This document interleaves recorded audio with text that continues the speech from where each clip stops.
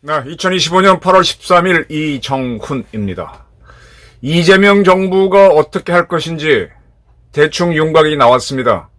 저도 대충 봤습니다만 대한민국의 운명을 결정하는 것은 저는 국제정치라고 봅니다. 국제정치와 유리된 채로 이재명 정권은 출범합니다.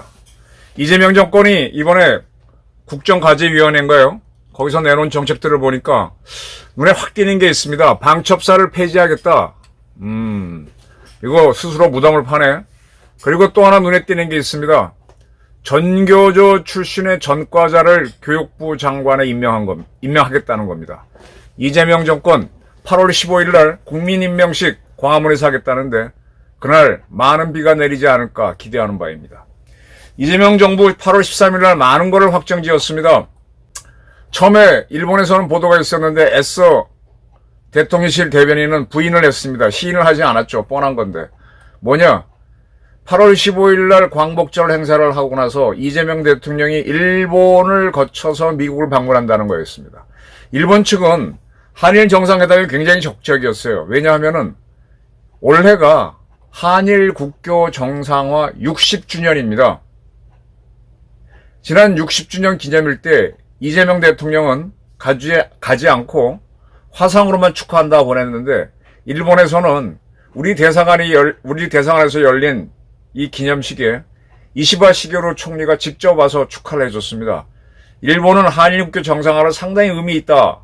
따라서 한일 정상회담을 하자 이런 입장이었는데 이재명 정부는 적극적으로 응하지 않는 모습을 보이다가 미국 대통령을 만나러 가는 길에 일본 총리를 만난다. 네, 그렇게 동선을 정했습니다. 그런데 그 전에 8월 15일 서울 광화문에서 신나는 반일 파리를 하고 난 다음에 가겠다. 그런 걸로 보입니다.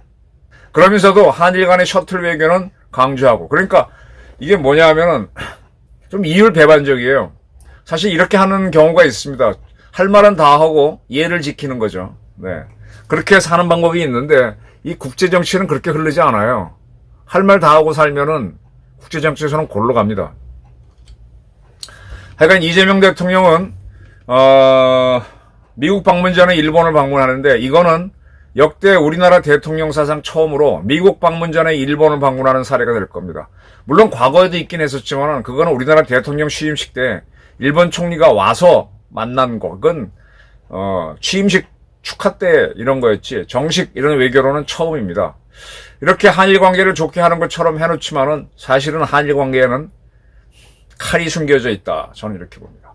또 이재명 정부가 이제 오늘 발표를 했는데 국방개혁 최우선 과제로 방첩사를 폐지하겠답니다. 옛날 CIC, 보안대, 보안사, 기무사, 방첩사, 안보지원사 이렇게 이름을 바꾸면서 존속해왔던 중요한 기구를 없애겠답니다. 미군 조직에는 방첩사가 있느냐? 없습니다. 대신에 미군은 정보사령부가 있는데 정보사령부는 각 군마다 있죠. 육군 같은 경우는 AII, Army Intelligence Command인가 해서 거기에서 방첩사 기능을 합니다. 근데 우리는 아예 없애겠다는 거예요. 우리도 국군 정보사는 있습니다. 여기서 하는 게 이제 여러 가지 기능이 있는데 이런 기능들을 뭐 조사본부나 이런 데 흩어버리고 하겠답니다. 자, 방첩사가 국내 첩보가 새는 걸 막아야 되고 우리 군내에서 이상한 분자, 예를 들면 우리나라 군대는 1948년 막 창군한 직후에 공산주의자들이 들어와서 여순 사건을 일으키기 전에 제주도에 투입됐던 우리 국군 부대가 있었는데 그 부대장을 공산주의자 장교가 죽여버립니다. 그래서 그 문모라고 하는 중위는 사형이 되는데 대한민국 국군사 최초로 총살령을 낸 사람이죠. 그리고 그 공산주의 세력은 여순에서 군사반란을 일으켰었죠. 이런 처참한 과거가 있기 때문에 우리는 군에 어떠한 간첩이 들어온지 알기 위해서 군 내부를 살피는 비밀경찰 조직을 운영해 왔죠. 근데 그거를 없애겠다는 겁니다. 그리고 우리 방첩사의 중요한 기능 중에 하나가 군부 쿠데타를 막는 거예요. 박정희 대통령은 자기가 군사 쿠데타를 통해서 정권을 지었지만 그렇기 때문에 거꾸로 군사 쿠데타를 상당히 두려워해서 군을 참 열심히 관리했어요. 전두환 대통령도 그랬고요. 지금 이제 지난 12.3 계엄을 내란, 즉 쿠데타로 보려고 하는 게 이재명 민주당 세력인데 지금 이 민주당 세력에서는 군부 쿠데타를 상당히 방어해야 될 텐데 방첩사를 없애겠다. 그리고 다른 어느 조직이 하겠다는 건데 글쎄 이 방첩사만큼 군부 쿠데타를 잘 막아낼까? 네, 궁금합니다. 이번에 국정과제위원회인가? 국정기획위원회죠. 거기서 외교안과 분과를 책임진 사람 이름을 보고 아이쿠 싶었습니다. 이 사람이 했구나 하는 생각이 좀 듭니다. 그리고 이제 전 정권을 이재명 정권 내에 환수하겠다라는 것도 했는데 글쎄 이거 걸어만 놓고 정작 국제정치를 알면 알수록 못할 겁니다. 이재명 정부가 방첩사를 없애겠다 그랬는데 이재명 정권이 검찰도 없애고 공소청으로 낮추겠다 그랬죠. 그러면서 지금 검찰보다 더 센 수사기구인 중수청을 만들고 그리고 중수청으로 안 되는 건 특검을 만들어서 어마어마한 검찰권을 행사할 수 있게 돼 있죠. 검찰과 군대가 없이 통치를 한다는 난센스입니다. 이렇게 장난을 치는 건데 어떻게 보면 장난이죠. 그냥 검찰청으로 하면 되는데 검찰청은 공소청으로 낮추겠다. 그리고 중수청을 만들어서 더 어마어마한 검찰을 부리겠다. 라고 합니다. 또 그거를 국가수사위원회가 통제하면서 직접 총리실 밑으로 했지만 대통령이 장악할 수 있도록 그렇게 만들면 검찰권을 강화하는 거죠. 그런데 그게 이제 결국은 검찰을 없애겠다고 해놨지만 그게 없으면 안 되니까 중수청을 만들고 저러는 거지 않습니까? 그리고 공수처도 만들어서 공무원 꼼짝 못하게 하고 또 군에서 쿠데타가 나는 걸 방지하기 위해서 뭐 어쩌고저쩌고 하지만 또 군부 쿠데타가 들어있기 때문에 또 뭔가를 해야 될 겁니다. 나중에 이재명 정부가 하는 거는 모순이 많이 복잡할 거고 전작권 전환을 하다 보면은 북한의 선의에 의해서 살 때는 문제가 없지만 북한이 뭔가 미국과 사이가 틀어져서 에이씨야 하고 우리를 인질로 잡으려고 할 때는 숨이 턱턱 막히면서 그때 이재명 대통령은 트럼프 미국 대통령의 바지가랑이를 붙잡지 않기를 바랄 뿐입니다. 상당히 지금 위험한 안보 개혁을 하고 있습니다. 그러면서 무슨 얘기 있는가 하면 한반도 리스크를 한반도 프리미엄으로 전환하겠다 이런 얘기를 했어요. 한반도 프리미엄? 아니 지금 우리가 처해 있는 게 어떻게 프리미엄이 됩니까? 한반도 리스크라는 게 더 크죠. 정확한 거죠. 근데 말장난인데 이런 류의 얘기를 하는 사람들이 있었습니다. 일본의 학자들이 있었어요. 연세대학교 문모 교수 등이 한국이 중립국이 되는 아이디어 속에서 이런 아이디어를 냈거든요. 옛날에 스웨덴이 나토하고 바르샤바 조약기구가 마오 대립적으로 갈 때 그건 뭐예요? OSC인가 만들어서 유럽 평화를 하자 그러는데 결과적으로 유럽의 평화를 만든 거는 바르샤바 조약기구가 무너짐으로써 만들어졌지 OSC가 한 바가 없습니다. 지금 이재명 정권이나 앞선 문재인 정권은 대한민국을 미국과 중국 사이 중립국으로 만들고자 라고 하는 그런 생각을 갖고 있어요.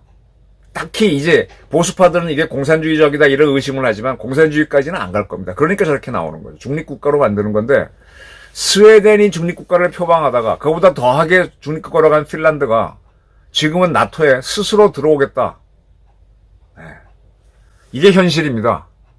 그런데 거꾸로 가고 있는 게 한반도 리스크로 한반도 프리미엄을 표현하고 있는 무슨 위원회죠? 아유 참 70일 동안 국정기획위원회가 내놓은 걸 쭉 보고 있는데 참 우습다는 생각이 들어요.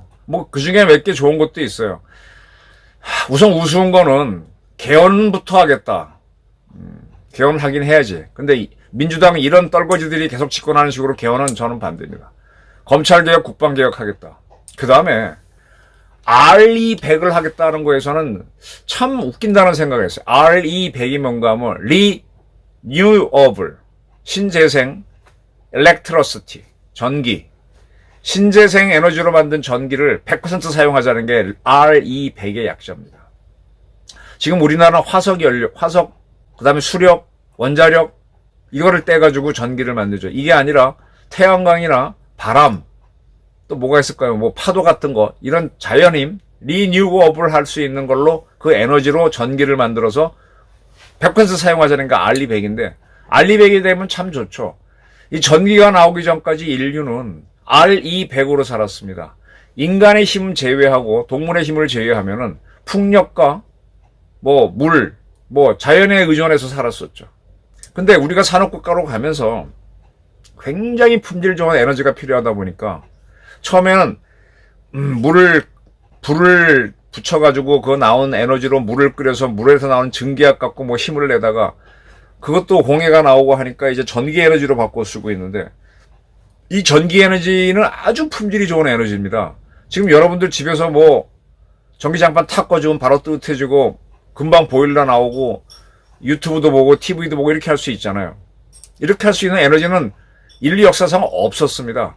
이게 전기가 나왔기 때문인데 이 전기를 리뉴어블 소스로 해보자는 건데 이건 불가능할 겁니다. 모르지. 한 10,000년쯤으로는 해낼지 모르겠지만 그때는 아마 다른 에너지가 나왔기 때문에 쓸모가 없을 겁니다. 지금 최고의 에너지는 대한민국에서 갖고 있는 원전인데 원전을 기어코 죽이기 위해서 알리 100이 더 좋다. 좋기야 좋지 된다면. 근데 안 되는 거야. 이거는 한반도 프리미엄이 되면 참 좋지만 한반도 프리미엄은 없는 거라고. 유럽에서 중립국을 표방했던 스웨덴, 핀란드가 나토에 가입했잖아요. 그리고 바르샤바 조약국에 있던 나라들이 다 나토에 가입했잖아요. 그렇게 해서 안보를 가는데 거꾸로 가는 거라고. 지금 왜 다른 나라들이 원자력, 미국에서도 왜 원자력을 하겠다 그래요? 그 똑똑한 빌 게이츠가 왜 원자력을 하겠다 그래요? 이렇게 환상을 심어주고 있습니다. 방첩사를 없애면 이재명 정권이 가장 두려워하는 게 군부 쿠데타인데 쿠데타가 안 날 것 같아요? 더 나기 쉬워지죠. 그러면 방첩사보다 더한 기구를 만들 겁니다. 즉 검찰청을 공소청으로 낮춰버리고 중수청을 만들고 국가수사위원회 이렇게 만들어서 더 그리고 특검을 플러스해서 공포정치를 하듯이 그렇게 가는 겁니다. 지금 이재명 정부가 이 국정기획위원회에서 123대 국정과제 뭐라고 썼습니다. 좋은 건 다 갖다 댔어요. 그러면서도 노란봉투법은 해야 되겠다. 노란봉투 하게 되면 나라 경제가 절단 나는 건 말 안 해도 다 아시겠죠. 공영방송 그리고 채널A 같은 데에서도 노조가 편성 책임자를 뽑게 한다. 그래서 다 인민의 방송처럼 전문가들이 없는 방송들을 만들자고 하는데 이거 상당히 위험합니다. 위험합니다. 이렇게 해놓고 나서 이걸 발표하는 날 최교진 씨를 교육부 장관 후보로 지명했어요. 최교진 씨는 기록을 보니까 공주 사대를 나왔나? 그럴 겁니다. 그 대전 쪽에서 이제 교육 공무원을 하다가 전교조 활동을 했어요. 근데 이 양반은 전과가 3범입니다. 공무원법 위반, 지피법 위반, 또 음주운전을 한 전과도 있어요. 벌금 200만 원. 교대를 다닐 때 이미 좀 데모를 했던 것 같은데 그래서 이제 전교조 활동을 쭉 하다가 전교조 충남 지부장 등등을 하고 충남 지부장 하다가 뭐 어쩌고 하다가 네 이렇게 대전 쪽에서 있던 교육감인데 이진숙 충남대 총장을 제하니까 파출소 피했더니 경찰서 나왔다고 더 센 사람을 좀 시키겠다 이러고 나왔습니다. 이재명 정부가 지금 뭐 배짱을 부리는 건지 한번 해보자는 건지 결론은 뭐냐. 제가 이재명하고 정청래하고 갈등이 있는데 정청래를 더 지지해주는 게 이해찬 씨다. 이해찬 씨는 지금 초강경을 요구하죠. 문희상이라든지 이런 다른 민주당의 원로들은 너무 위험하다. 서둘지 마라 라고 하는데 이해찬은 서둘러라. 그리고 그걸 충실히 수행하는 게 정청래고 지금 이재명 대통령은 막상 국제무대에 나와보니까 이거 아니구나 주춤했는데 다시 원위치로 돌아가는 겁니다. 어제 이제 김건희 여사에 대한 구속영장이 발부가 되고 구속이 됐죠. 이제는 윤석열, 김건희를 밟고 밟아도 이재명 지지율은 안 올라갑니다. 근데 그렇게 이제 함으로 해서 기세를 꺾는 거죠. 꺾으니까 윤석열 의원이 뭐 약간의 사과 발언을 했어. 윤상현 의원이 그래도 괜찮은 사람으로 봤는데 어쨌든 뭐 계엄 자체는 잘못됐다 하면서 약간 사과 발언을 하면서 겁을 주는 쪽으로 갑니다. 자, 이재명 정권이 방첩사 폐지하고 원전을 죽이겠다는 말은 안 했지만 알리백으로 가겠다면서 원전을 죽이겠다 이런 식으로 가고 한 번 더 리스크를 프리미어로 만들겠다라 이런 거짓말을 하면서 갑니다. 지금 북한은 러시아랑 붙어 짝짝꿍이고 러시아는 우크라이나를 침공했고 어쨌든 미국은 우크라이나를 도와주고 있는데 그러한 미국 대통령을 만나러 가면서 이런 것들을 발표하고 갑니다.